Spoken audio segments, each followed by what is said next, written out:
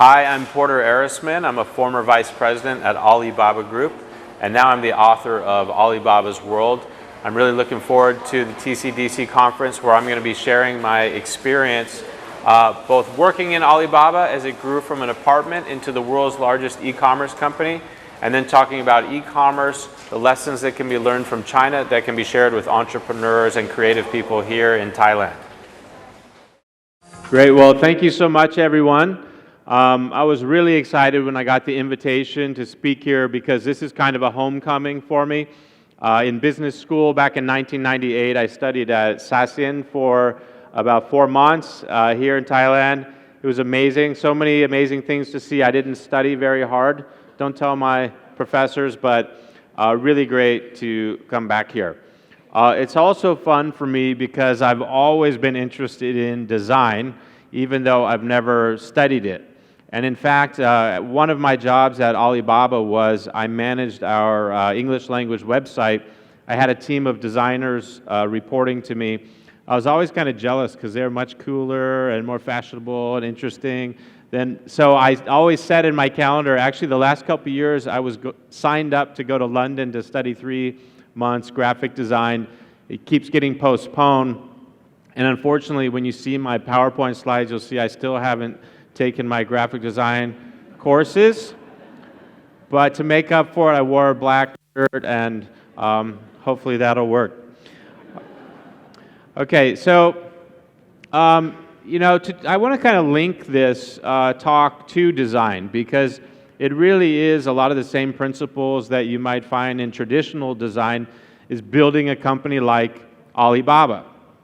And so I just put up here some of the traditional design problems that a lot of people think of in design. So for example, I'm sure in courses or in work, people say, okay, starting from scratch, how would you design the following?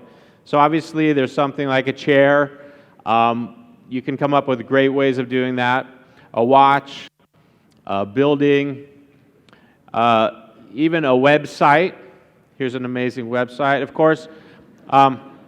But the challenge we had at Alibaba was something which was also a design challenge, which was how do you design a commercial ecosystem for an entire country?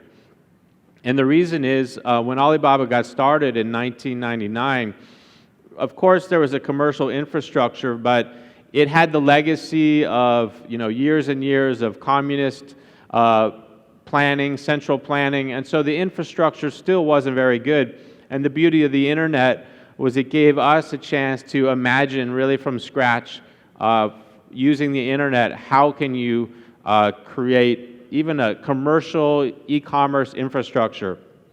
And so that's sort of the question. I don't have one slide to answer that, but that's really my presentation today. So let's sort of go back one year ago, because it was almost exactly 1 year ago that Alibaba had its IPO on the New York Stock Exchange. And here are some pictures from that day. And I think it really captured headlines around the world. I'm sure in Thailand people kind of were reading about it. Just some of this, the facts and figures. Alibaba raised $25 billion at its IPO. It was the largest IPO in history. There was never been a larger IPO. And I think people realized that actually Alibaba and what Jack Ma, the founder, and his team created was the transaction volumes on Alibaba's shopping websites were greater than eBay and Amazon combined. And this is in China, of all places, where people assumed e-commerce would always lag behind. So really the big question is, how did this happen? And so the good news is I'm going to tell you about that today. So today I'm going to talk about the rise of Alibaba. And I want to give sort of an entrepreneur's perspective from someone who is in the company. How did Alibaba rise up and get to where it is today? I want to explain the China model of e-commerce, because when I look at Thailand, I feel there's a lot of similarities between Thailand and China, and there's a lot of opportunity to borrow certain concepts from the China market. Then I'll talk a little bit about e-commerce boom in emerging markets, which you're all familiar with. And then really, what does it mean for creative entrepreneurs worldwide? And so hopefully there's something for everyone in this talk today. If you are a designer and you have products you're creating, I'll talk about how you can sell those in China and around the world through websites like Alibaba. I'm also going to talk about just designing, website design, and then just if you're running an e-commerce company, hopefully you'll walk out of here with some ideas of how to make it even better fit the market. So let me go ahead and introduce myself. This was sort of briefly introduced. I worked inside Alibaba from 2000 to 2008. I joined the company right when it moved out of Jack Ma, the founder's apartment. And the story is really Jack Ma was an English teacher. He really had no business experience. And he gathered 17 of his friends in his apartment with a goal of building a global e-commerce company from China. And so I joined right after they moved out of the apartment. And then I left in 2008 as the company was on its way to where it is today, which is now they've got about 25,000 employees. And I learned so much from the experience that I thought it would be a really inspiring story to share with entrepreneurs or students, business people around the world. And so I was just really determined to tell this story. So in my last week at the company, I sat down with the founder, Jack Ma. I said, hey, would you be okay if I make a documentary and maybe even a book sharing with people through my own eyes of what the experience was like being an American inside a Chinese company as it grew and battled the US internet giants like eBay and Google? And he said, sure, go ahead. And I said, but Jack, you realize all those years you were reviewing my performance, I'm going to review your performance, and I'm going to tell the successes, but also the mistakes. And fortunately, as a former teacher, he said, look, Alibaba has a responsibility for the story to be known for everyone. And so he gave me his blessing. So after that, I really disappeared for 3 years. I gathered 200 hours of video footage that captured the whole story that had been shot. I made a documentary, and I started showing it around the world. I showed it here in Bangkok a couple years ago, and going to film festivals and traveling. And then last year, a publisher in the US contacted me and said, would you like to write a book? And so I wrote a book, Alibaba's World. I just met the Thai publishers here, so it's coming out on Nations Books next month in Thai. If you are interested and you don't want to read my English, the translator made it better in the Thai language. But why am I still talking about this experience 7 years after? It's because I just think it's an inspiring story that people can learn from. And so to tell this story, I want to take you back to 1999. Because in 1999, when people talked about e-commerce, they talked about two companies. They talked about Amazon. So here you see the founder of Amazon on the cover of Time Magazine, Person of the Year, Jeff Bezos. And they talked about eBay. And all the question was who would win, Amazon or eBay? And it was assumed that as Amazon and eBay went around the world, they would sort of conquer every market because they had developed their service in the US. Surely it must be really sophisticated and be great in other markets. And so the West, when you look at the US, how the development of e-commerce, really, over about 100 years, commerce in the US went from little small mom and pop shops like these out in the West to then the next step was department stores and shopping malls and big box retailers. So when Amazon came along, it was a sort of evolutionary step. You already had a really efficient infrastructure for commerce, and Amazon added one more layer that said, okay, you know what? Instead of walking 20 minutes to the mall, why don't you just go online and buy it? And aside from Amazon, of course, there was eBay, which had collectible items like these Pez dispensers, and that's really how eBay built its marketplace. But China is a totally different story. And I think the lessons from China, a lot of them are really relevant here in Thailand. So in 1999, the same year Jeff Bezos was on the cover of Time Magazine, Person of the Year, Alibaba got started. And Jack Ma gathered his troops, I mentioned, and I was working in Beijing at the time, and we heard all the time why e-commerce would fail in China, why it would never work. And in my last week here, a few people have said some of these things, like this is why it's still really slow to take off in Thailand. So this is why in 1999 people said e-commerce would never work in China. First of all, less than 1% of the population was using the internet at that time. Two is people didn't have credit cards, and that's how e-commerce had grown in the US. Three, people said there were poor logistics. Then four, government controls of the internet. And the big one was that people said people in China who didn't know each other just didn't trust each other. You couldn't get a buyer and seller who are strangers to do a deal if they didn't know each other because they wouldn't trust each other. And then another one is people said, well, all the internet experts are in Silicon Valley. China didn't have internet experts.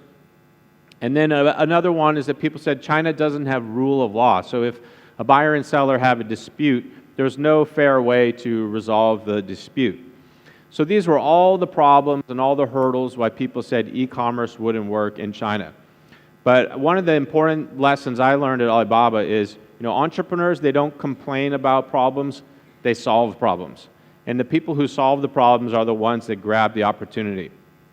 And so Jack Ma, with this kind of spirit, when he brought everyone in his apartment together to launch Alibaba, fortunately, someone decided to record it. So they handed a video recorder to Jack Ma when he's giving his speech. And against the backdrop of all these obstacles to e-commerce growing, he gave a speech to his team to try to convince them they shouldn't worry about these. And so why don't we go ahead and show this first day speech. It's the first video.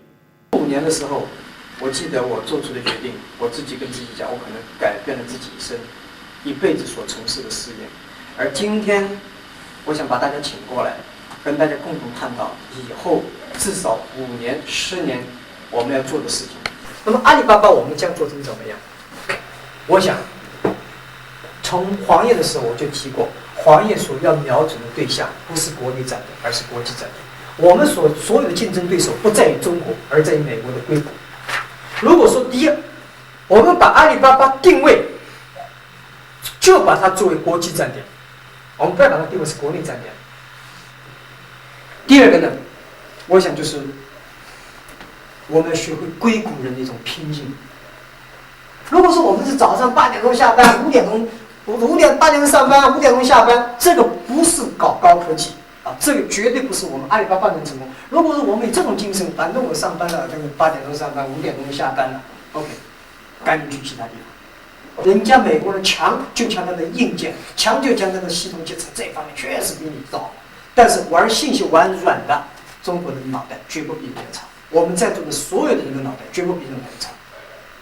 这就是我们敢跟美国人斗的一些东西，我们绝对敢斗。如果我们是好的 team。好的团队，我们自己知道我们想做什么，我们想干些什么的时候，我相信我们是可以以一当十。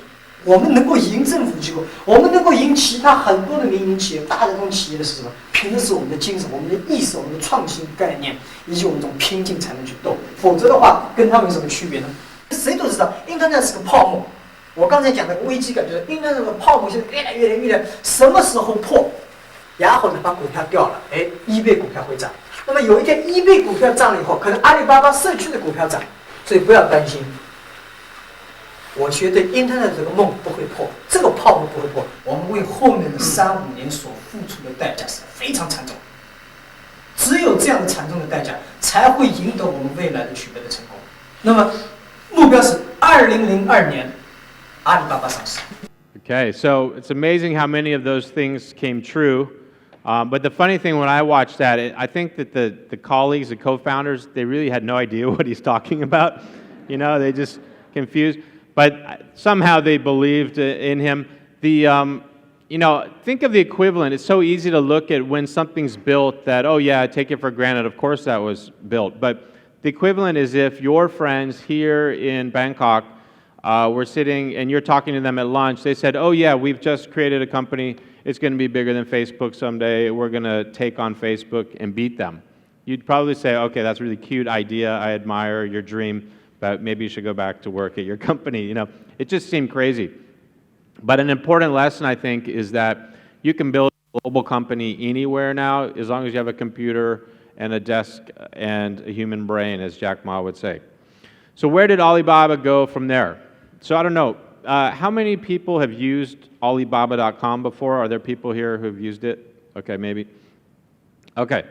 So Alibaba started as a business-to-business marketplace. So an import-export marketplace where manufacturers and wholesalers and importers could buy and sell products. So if you're a designer, maybe you've used Alibaba, you come up with a creative design here, and then you source it from China through Alibaba.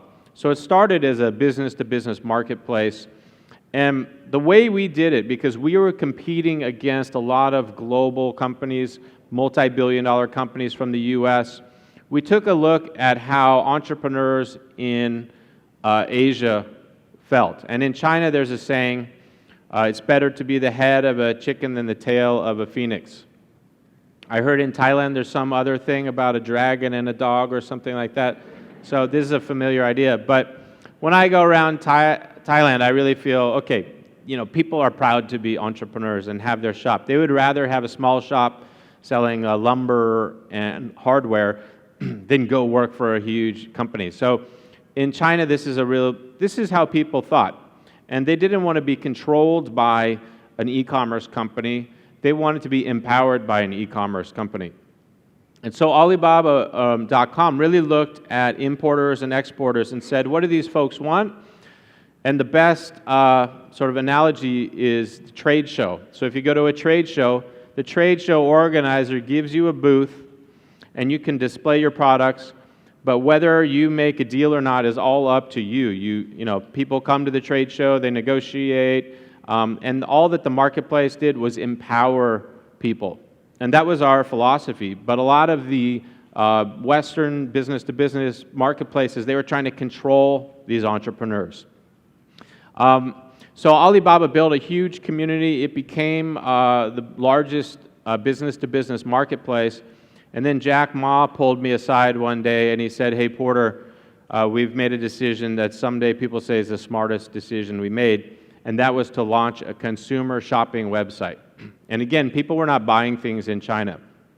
But we launched a site called Taobao, and Jack Ma was famous for saying at that time, saying, eBay is a shark in the ocean, Alibaba is a crocodile in the Yangtze River. If we fight in the ocean, we'll lose, but if we fight in the river, we'll win.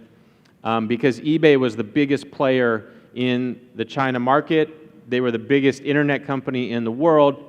And once again, people thought, here's this guy crazy saying he's going to compete against the biggest internet company. But the point of this quote was to say that we were a local player, we knew our local customer, knew our local market, and eBay probably couldn't bring their US model to China.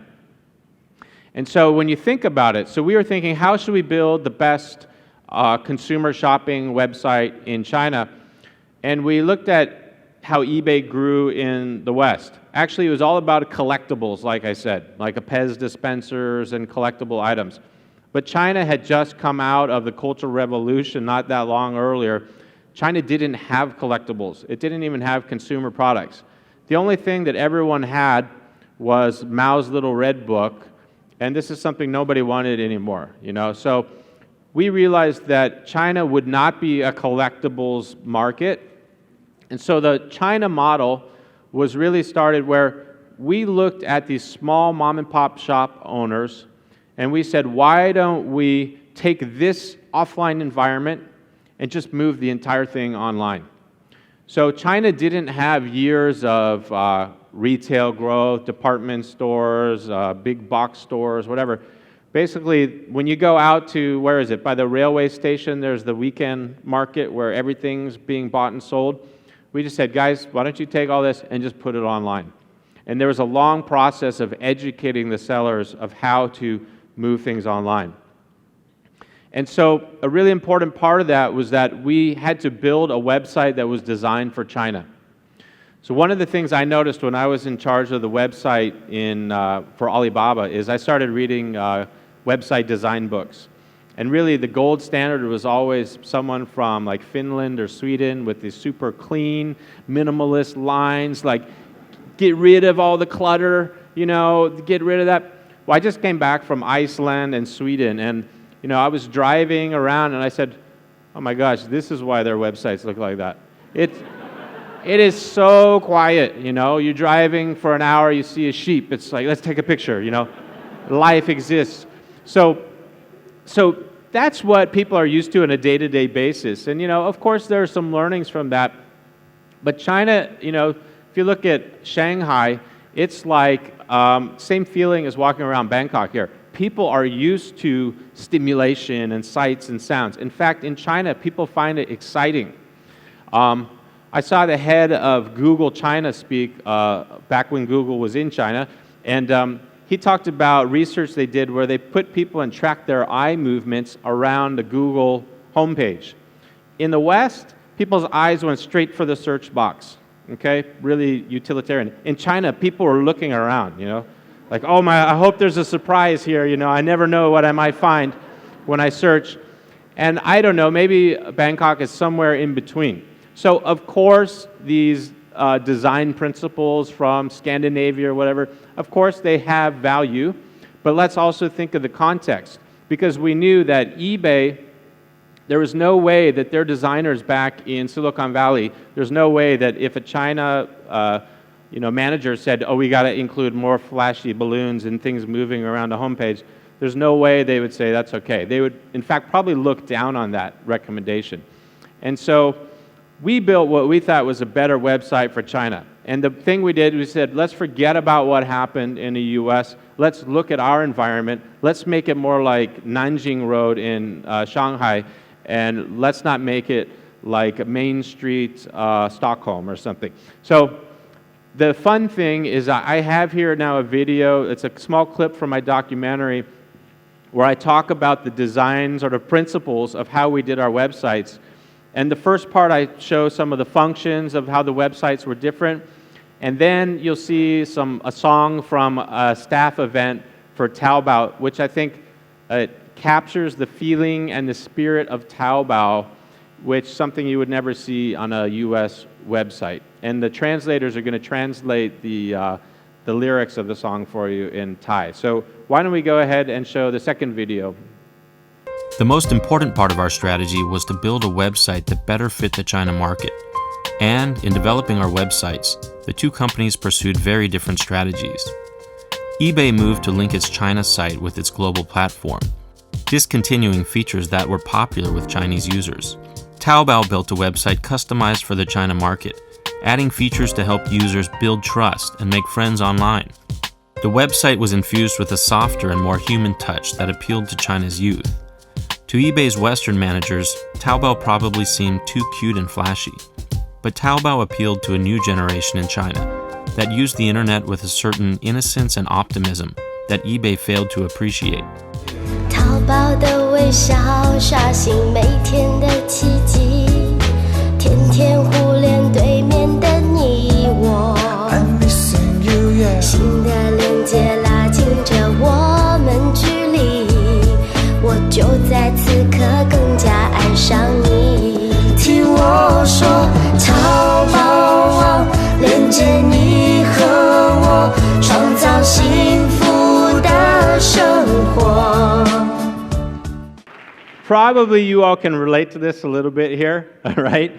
I think it'd be hard to find a video like this of the staff in Amazon or eBay in the US singing about rainbows and unicorns and e-commerce, But this is what e-commerce was to people in China. This was representing some new thing, like full of surprises. That's why the website is called Taobao, which is treasure hunt. Is suddenly this consumer society came out of nowhere. And that was really the spirit of what made Taobao different. We realized commerce in Asia, especially China and I'm sure in Thailand, is human. We always said Alibaba is business people to business people, not business to business. It's human, it's based on relationships, it's based on networking.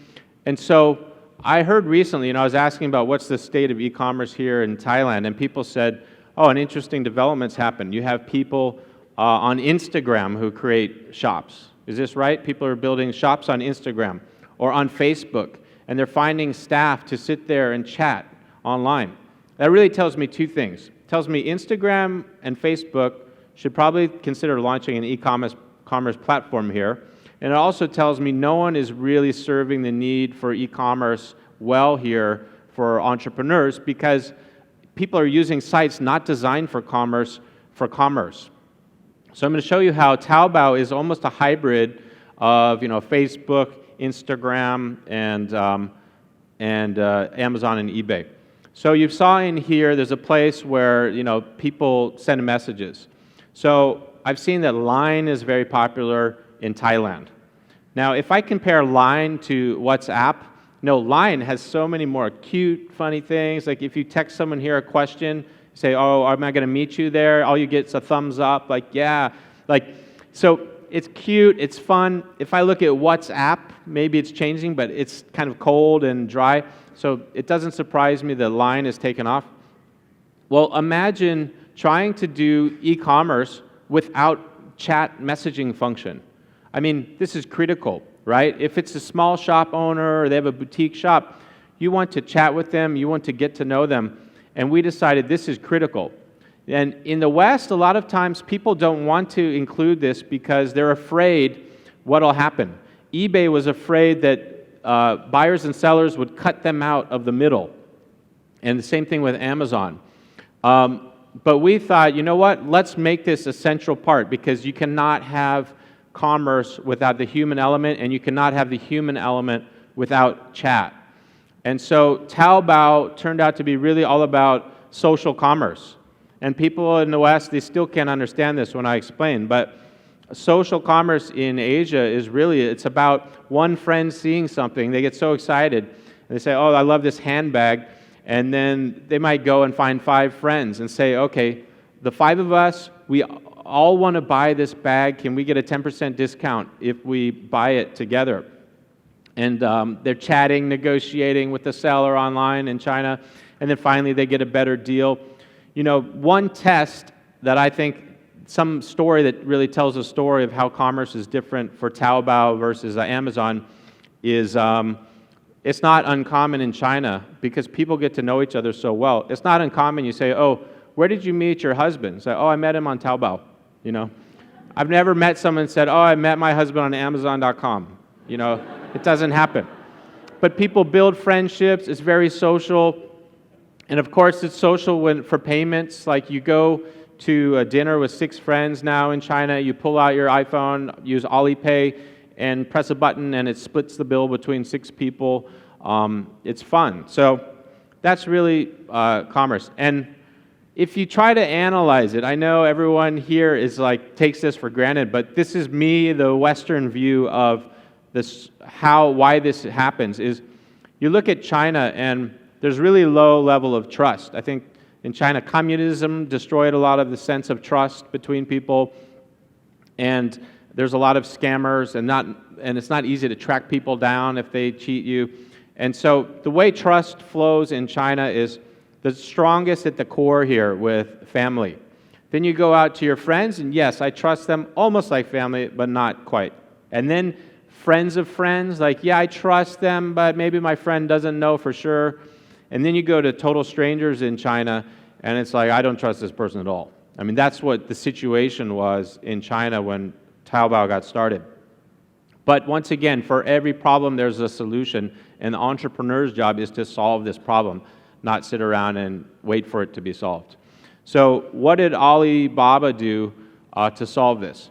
First, the human element that we created with the interaction between buyers and sellers, that really helped because you could get to know someone a little bit, you could do due diligence, ask to see certain things. And then we just made functions. For example, Alipay. So I know there's a lot of payment systems now in Thailand, but payment is easy, okay? Send money from point A to point B. That's easy. It doesn't solve the trust problem. So I hear in Thailand, people maybe go to the ATM or they go to the convenience store and wire the money or something that way. Still, you have the risk, chicken and the egg. Do you send the money first, or do you get the product first? That's a gap no one wants to solve. Well, we came up with our solution, which was we made Alipay an escrow-based system. So we said, you know what, we will hold the money in escrow. So instead of sending it directly to the seller, send it to Alipay, and we will track it, and you get the product, you make sure it's okay. Once it's okay, then okay, we will send the money on to the seller.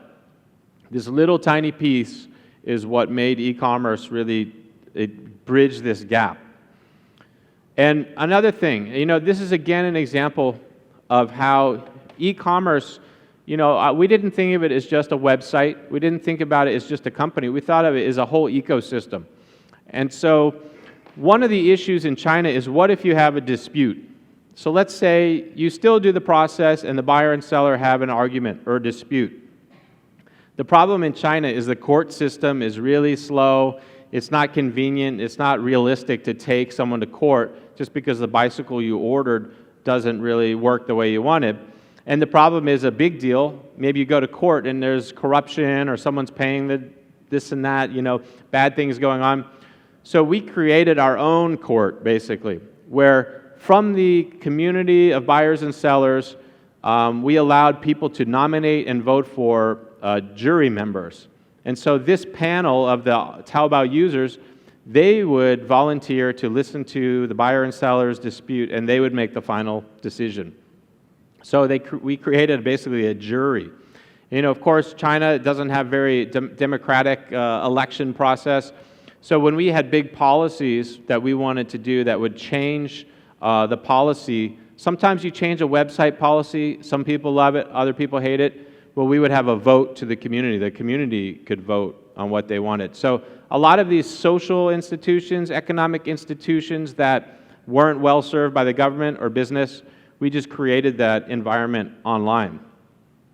And so a key part of our strategy too was, I think, not only did we have a better website that fit the China market, but we had a better strategy. And we came out in a very sort of big public battle with eBay, and we said, we'll make Taobao free, totally free for 3 years. And eBay responded by saying, free is not a business model. Now, I'm not saying, I have friends at eBay, so I'm not forever enemy of eBay, but I want to walk you through these mistakes. So we realized, eBay just took their platform from the US and put it in China. But we said, make it free, because you start free, you learn from buyers and sellers. If you change things, they don't get mad because they're not paying anything yet. And finally, we made it free, and we said, after that, then we will start to charge. And of course, this is a good way to attract customers, because in China, people didn't want to pay for a service until they proved it worked. So really what happened was, instead of going to department stores and big box retailers, everything skipped to Taobao, to the point now in China, you've seen in the last couple of years shopping malls being completed, and actually now they don't even have shops in them, they just have food courts, because unfortunately they overbuilt in China right as things were going online. And so that's what's sort of happening with the infrastructure. Well, we took that flea market by the railway station and put it online, but then not everyone wants to go through the process of little buyers and sellers and all the hassle. Walking out there in a physical world is kind of dirty and it's not very pleasant. Sometimes we found people actually want to go shopping at like a, Siam Paragon or something, or like right here in Portland. So we launched something called Tmall. And Tmall was the next evolution where, yes, little buyers and sellers could sell things, but Tmall is really like the glossy shopping mall right here, Emporium, where the brands themselves are selling things. You always know you're getting the right product. You always know you're getting exactly what you ordered. Tmall is kind of the premium version. People pay a little more, but they have more confidence that what they're getting is good, and it's also a more pleasant experience than sifting through a lot of these postings by maybe less professional sellers. So that's how it's evolved. And if you look at Tmall now, they've got all the major brands sort of signing up. And what makes it different? I hope there are some e-commerce entrepreneurs here in the audience who can apply some of these learnings.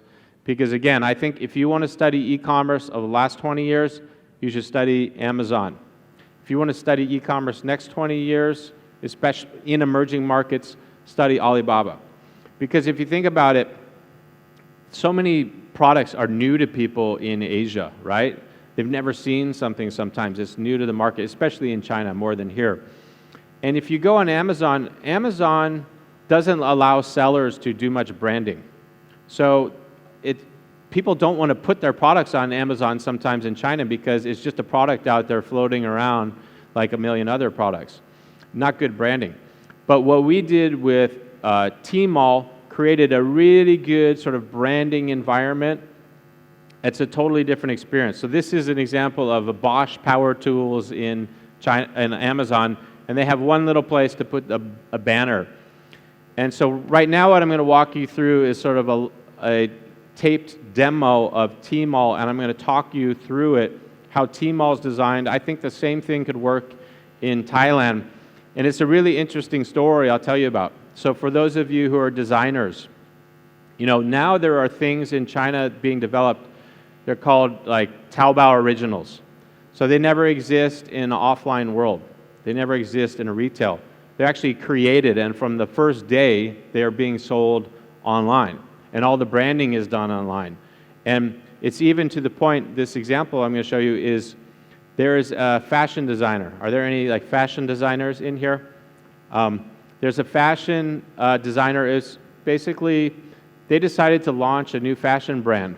And so they saw that Korea, like Korean culture was getting really popular in China with all the TV dramas. So they said, you know what, let's launch a Korean fashion brand, okay? But it's a Chinese company that launched a Korean fashion brand. It's kind of like Haagen-Dazs ice cream. It sounds Scandinavian, but it's from like New Jersey or something in the US. So this is the brand. So why don't we show the next video? I'll walk you through how it works on Tmall. Okay, so this brand is called H-Style. And again, this has never existed in the offline world. This is a sort of a Taobao original. And this is the shop that H-Style has on Tmall. And you go down here, if you see where this cursor is going, there's all sorts of like places for ratings. I mean, compared to Western sites, there are many more sort of ratings available, a lot more data because consumers are trying to learn more online about what this shop is really. And so if you come down here, you know, you can see this is not so minimalist. This is a pretty sort of flashy website with all kinds of pictures and sights and sounds. This is really critical. So right here, these little icons, this is where you click through to talk to the customer service. This is not customer service if you have a problem. This is the same as if you walk into a shop here in the Emporium Mall. These are like the shopkeepers are there to answer your questions, make recommendations. They're there live, and they have, in some cases, they have companies that have hundreds of people just responding to the messenger requests online, chatting in real time. And so if you click through, this is more just people can go in, learn about the brand, and here's a short video that the brand is able to post online. And there's a whole industry now in China of what they call Taobao models. It's men, women, or like even teenagers who all they do is they just model brands of things that are being sold on Taobao and Tmall. So that was probably one of the local brands. But then here, this is more where there's celebrities. So you have, let's see, Li Bingbing, I think, a big Chinese celebrity, followed by some Korean celebrities who do endorsements. And so, again, this is the full branding experience. This is like advertising. This is like walking through the store and talking to people. And also, the one thing it lacks is air conditioning, right? I mean, I'm sure in Bangkok, that's one great reason to go to the mall is good air conditioning. But so, that's what it looks like, and you can see, compare that to the one banner that you can get on Amazon. And I really think that this is a model that can work well in Thailand. Okay, so we can pass this, and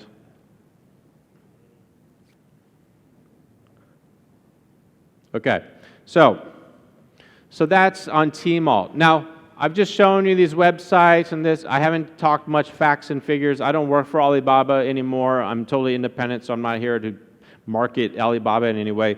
But what is this ecosystem now doing? Well, when you look at Alibaba, the B2B system, plus consumer website, Taobao, and then the Tmall, combined with Alipay, this whole ecosystem, it's like the reef. And on top of this reef, you have all kinds of other businesses that survive off of it, logistics companies and other people that plug into it. And this reef ecosystem, in one day last year, one 24-hour period, it processed $9.3 billion in sales. So now what is this? This was for Singles Day last year. Singles Day, is there such thing as Singles Day in Thailand? Probably not. Okay. Basically, it was just some random made-up holiday. People felt you have Valentine's Day for couples. Well, singles should have a holiday too. So there was Singles Day. 11/11. It's like two, single. And this was just a fun holiday that young people celebrated. Well, Alibaba and Tmall said, you know what? Why don't we make this a shopping holiday? So somehow they hijacked it and made it a shopping holiday. And now in just, 24-hour period, $9.3 billion of sales were done on only Alibaba's websites. That doesn't include the billions of sales that were done on other websites. I don't know what the state of e-commerce in Thailand is, but I think this is a good indication of the potential. And the good thing, this isn't just about sort of gorging on consumption. I do think it serves a lot of entrepreneurs who are selling online. And so Jack Ma had a quote where he said, in the West, e-commerce is just the dessert. In China, it's the main course. And I think this is an important thing. When the US suddenly went to the sort of Amazon shopping, that was a nice convenience, but if Amazon were to shut down, well, you could still go find the products down at the mall, but it's really the main course in China. Probably Bangkok is the same, that you can find so many things here in the malls, very easy, fun to get to. But I heard someone told me that actually e-commerce is really booming outside of the big cities where people don't have easy access to shopping, but now they have more money. So, in China, there's, just so you know, I'm not just all about Alibaba. There's more companies out there. There's Jingdong, there's Tencent. They're all now competing head-to-head, and it's getting really intense. And I think one great thing is I think China is an exciting laboratory for e-commerce innovation. So people used to think Chinese entrepreneurs were only imitators, and my experience is they're very much innovators. And the same thing here in Thailand. I think that new ideas will be developed here. So the best business models are not the ones that are just pure copies from other places. They're ones that are even homegrown to fit the local environment. But I do think there's two tracks for e-commerce. There's the sort of developing country, emerging model track, and then there's the developed country. So I think you'll see in Western Europe, US, okay, this more efficient model like Amazon works really well, but I do think what I'm seeing is that other countries are now learning from Alibaba's example. So when I used to travel to India or Indonesia, people say we're building the Amazon of Indonesia or Amazon of India. Now they say, oh, we're building the Alibaba of this country. And I hope someday there's a new company where they say, we're not even building the Alibaba of this country, we're building our own unique model. Of course, India, you're seeing Snapdeal, Flipkart, and Amazon really head-to-head competing. Southeast Asia, I don't have them all here, but you're seeing it happen where Tokopedia, Lazada, it's really starting to boom. And I think China is a good indication of the potential. And then even I showed my film in Nigeria, which, largest, most populated country in Africa, also now the biggest economy in Africa. And the interesting thing is they started with an Amazon business model, and then they shifted to an Alibaba marketplace model with all the interactive features, because if you want to talk about a low trust society, we've all received emails from Nigeria, like, asking for money for this and that, and there's just not that much trust. So a business model that creates trust can do much better. And so the exciting thing, I think, if you run an e-commerce company, great, there's all this opportunity. If you're a designer, there's all kinds of opportunities to design something, source the product from China, sell it on local e-commerce companies. If you had your own fashion brand, you could source from China or source from a place in Thailand, and then just sell it purely online. You don't even have to go knocking on the door at the shopping mall. And I'll just leave you with some sort of parting words, like from Jack Ma. And this isn't to say he's great, but I do think you see that speech on the first day in his apartment, and most people would have thought he's crazy up there trying to inspire his staff to believe what the company could become. Well, I've got a videotape from their 10-year anniversary that I attended in the audience, which shows you sort of they didn't really give up on their crazy big dreams, even after 10 years and growing to 16,000 people. So I've got a short video clip from Jack Ma's speech from that event. You can contrast it to the first speech in the apartment. So we can go ahead and show the last video.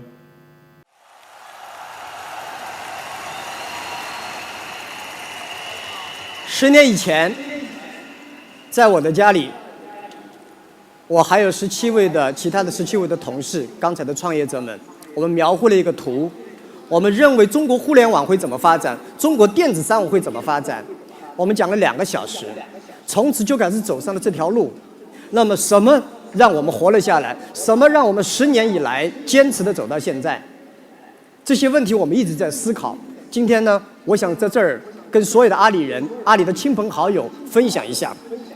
我认为我们是一个非常幸运的公司，我们幸运生活在这个时代，我们幸运生活在互联网的时代，我们幸运生活在中国。今天我们刚刚开始，后面的路还非常之长。来到阿里巴巴不是为了份工作，是为了个梦想，是为了份事业。让华尔街所有的投资骂我们吧。我们坚持客户第一，员工第2，股东第3。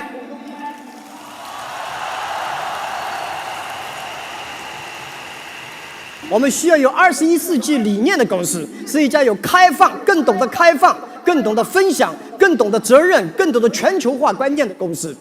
世界需要的是一种精神、一种文化、一种信念、一种梦想。阿里人未来10年。坚守我们的信念，坚守我们的文化，坚守我们的梦想。只有梦想、理念、使命、价值体系，才能让我们走得远。今天很残酷，明天更残酷，后天很美好。绝大部分的人死在明天晚上，看不到后天的太阳。阿里人必须看到后天的太阳。世界给了我们这个舞台。全球给了我们这个机会，动用所有的智慧、所有的勇气、一切的努力，去帮助1000万家企业生存、成长和发展，创造1亿就业机会，为10亿人提供真正价廉物美的平台。谢谢大家。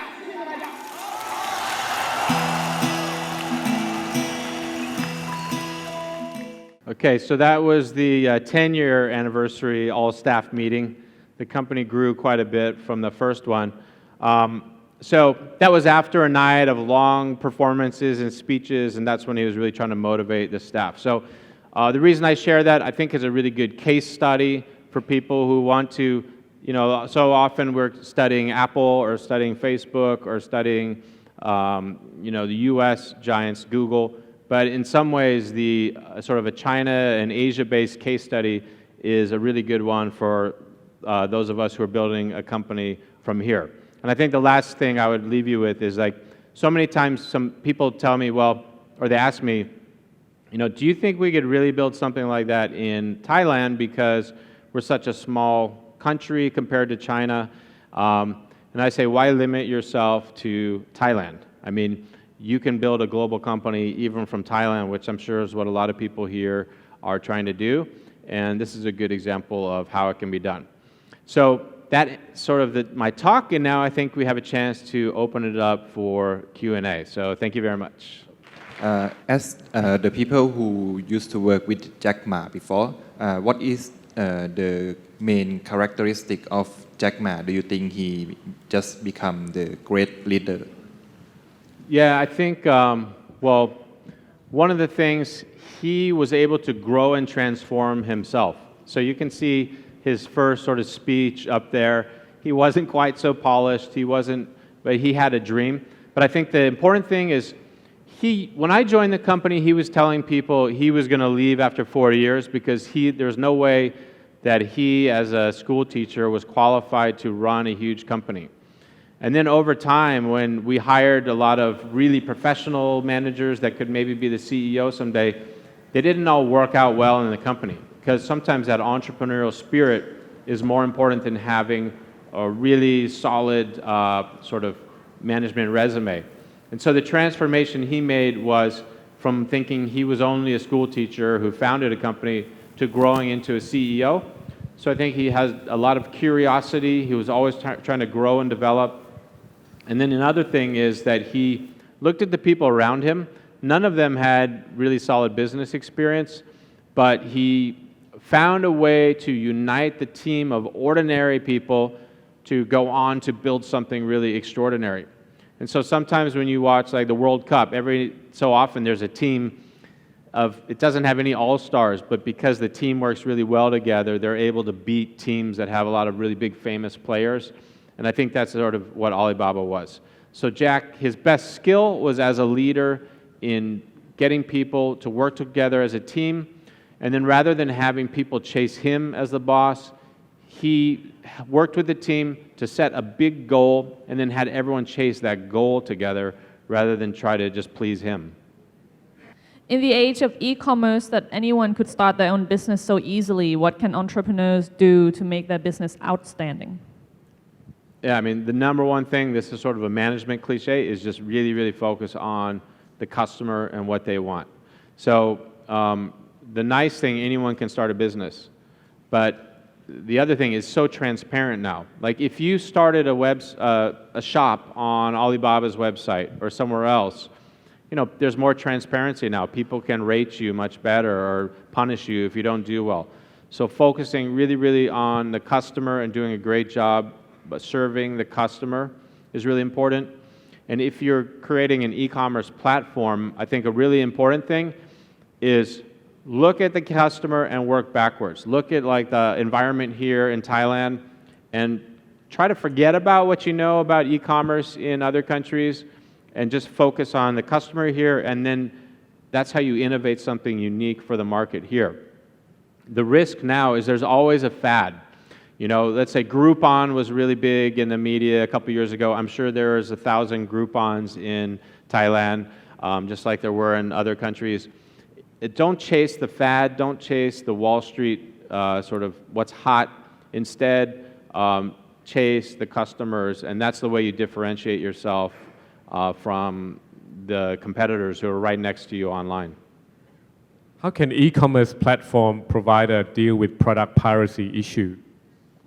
Okay, product piracy issue. Okay, so this was a really big challenge, especially in China, and is piracy, obviously. And if you go on Taobao or Jingdong or all the websites there, unfortunately, you will find still a lot of fake goods.